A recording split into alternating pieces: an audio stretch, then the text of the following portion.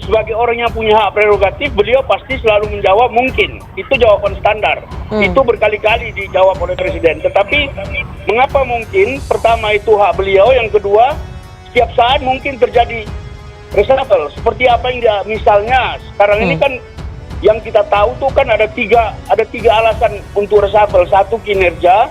Dua, berhalangan tetap. Tiga, tiba-tiba ada OTT dari KPK. Seperti yang dialami oleh Yuliari Batubara misalnya dari PDIP. Itu kan nanti malam kan kita tidak tahu kalau ada OTT dan seterusnya. Jadi menurut kami itu hak prerogatif, dan jawaban Presiden itu jawaban yang standar karena memang selalu ada kemungkinan.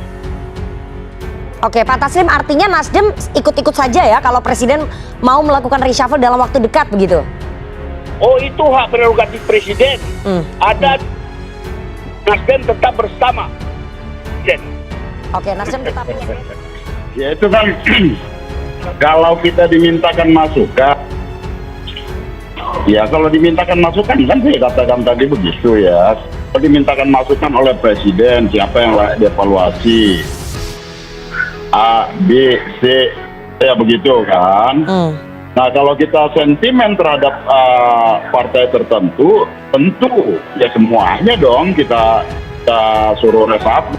Tapi kan ini tidak. Ini kan pertimbangannya kan berdasarkan aspek yang memang harus dibutuhkan akselerasi percepatan dalam program pembangunan yang pertanian, kehutanan, lingkungan hidup, era pemerintahan Pak Jokowi beserta Kiai Haji Ma'ruf Amin ke depan. Deklarasikan Anies untuk maju Pilpres 2024. Jokowi kelihatan sekali tidak nyaman, dan itu mengarah kepada kemungkinan reshuffle yang akan dilakukan kepada menteri-menteri yang saat ini diduduki oleh Nasdem. Setelah Nasdem mengumumkan Anies sebagai kandidat Capres, elit PDIP silih berganti, baik secara terbuka ataupun tidak terbuka, menyindir Nasdem. Kalau kami berulang-ulang mengatakan, bahkan ketika mendeklarasikan Anies, kita sudah mengatakan kita tetap bersama Jokowi sampai 2024, dan kontrak kita memang sampai 2024. Republik ini terlalu sederhana kalau diurus oleh satu dua kelompok. Kita mesti merangkum semua potensi bangsa untuk apa? Untuk kemajuan. Terkait reshuffle, Jokowi diyakini tanpa beban jika mendepak Nasdem dari kabinet. Presiden Joko Widodo terus menanggapi isu reshuffle atau perombakan menteri di Kabinet Indonesia Maju. Dia bahkan tersenyum dan mengangguk saat awak media menegaskan hal tersebut. Menanggapi hal itu, analis politik Arifki Caniago menilai akan ada sejumlah dampak bila kepala negara benar akan kembali melakukan reshuffle, khususnya terkait stabilitas politik menuju 2024. Stabilitas politik di pemerintahan Jokowi tentu terganggu, dan partai yang kadernya terdepak dari kabinet berkemungkinan akan mengambil posisi berbeda atau oposisi menjelang pemilu 2024, kata Arifki melalui pesan singkat diterima pada Kamis 29 Desember 2022. Direktur Eksekutif Aljabar Strategik ini juga mengamini perombakan kabinet tentu memiliki tantangan, kendati pada sisi lain, anggota koalisi partai pendukung pemerintah bisa memanfaatkan situasi itu untuk menambah jatah kursi menterinya. Pergantian kabinet ini tentu tidak mudah, tapi secara pribadi Jokowi tidak terbebani karena tidak lagi maju sebagai capres jika ada kader partai lain yang keluar, tutur Arifki. Arifki menganalisis bila benar ada reshuffle, maka menteri dari Partai Nasdem adalah yang paling mungkin. Hal ini disebabkan pendeklarasian Anies yang dianggap membuat hubungannya dengan Jokowi menjadi dingin. Sebagai partai politik pendukung figur populer di tahun 2024, tentu menguntungkan bagi partai yang tidak memiliki kandidat capres. Tetapi, sikap Nasdem dinilai sebagai partai koalisi lain, partai pemerintah rasa oposisi, tegas Arifki.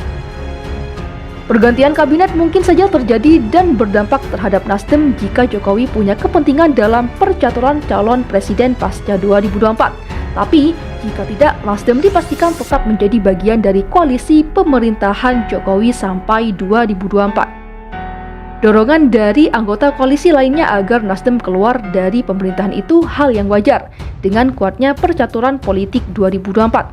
Namun, Putusan itu tentu tidak mudah bagi Jokowi, karena itu mempengaruhi peta ruang publik dan politik menjelang pemilu 2024. Arifki menutup. Analisis dampak reshuffle Menteri Jokowi. Presiden Joko Widodo terus menanggapi isu reshuffle atau perombakan menteri di Kabinet Indonesia Maju. Dia bahkan tersenyum dan mengangguk saat awak media menegaskan hal tersebut. Menanggapi hal itu, analis politik Arifki Caniago menilai akan ada sejumlah dampak bila kepala negara benar-benar kembali melakukan reshuffle, khususnya terkait stabilitas politik menuju 2024. Stabilitas politik ini di pemerintahan Jokowi tentu terganggu, dan partai yang kadernya terdepak dari kabinet berkemungkinan akan mengambil posisi berbeda atau oposisi menjelang pemilu 2024, kata Arifki melalui pesan singkat diterima pada Kamis 29 Desember. Direktur Eksekutif Al-Jabar Strategik ini juga mengamini perombakan kabinet tentu memiliki tantangan. Kendati pada sisi lain, anggota koalisi partai pendukung pemerintah bisa memanfaatkan situasi itu untuk menambah jatah kursi menterinya. Pergantian kabinet ini tentu tidak mudah, tapi secara pribadi Jokowi tidak terbebani karena tidak lagi maju sebagai capres jika ada kader partai lain yang keluar, tutur Arifki. Arifki menganalisis, bila benar ada reshuffle maka menteri dari Partai Nasdem adalah yang paling mungkin. Hal ini disebabkan pendeklarasian Anies yang dianggap membuat hubungannya dengan Jokowi menjadi dingin. Sebagai partai politik mendukung figur populer di tahun 2024, tentu menguntungkan bagi partai yang tidak memiliki kandidat capres. Tetapi, sikap Nasdem dinilai sebagai partai koalisi lain, partai pemerintah rasa oposisi, tegas Arifki. Pergantian kabinet mungkin saja terjadi dan berdampak terhadap Nasdem jika Jokowi punya kepentingan dalam percaturan calon presiden pasca 2024. Tapi, jika tidak, Nasdem dipastikan tetap menjadi bagian dari koalisi pemerintahan Jokowi sampai 2024. Dorongan dari anggota koalisi lainnya agar Nasdem keluar dari pemerintahan itu hal yang wajar dengan kuatnya percaturan politik 2024. Namun, keputusan itu tentu tidak mudah bagi Jokowi karena ikut mempengaruhi peta ruang publik dan politik menjelang pemilu 2024. Arifki menutup.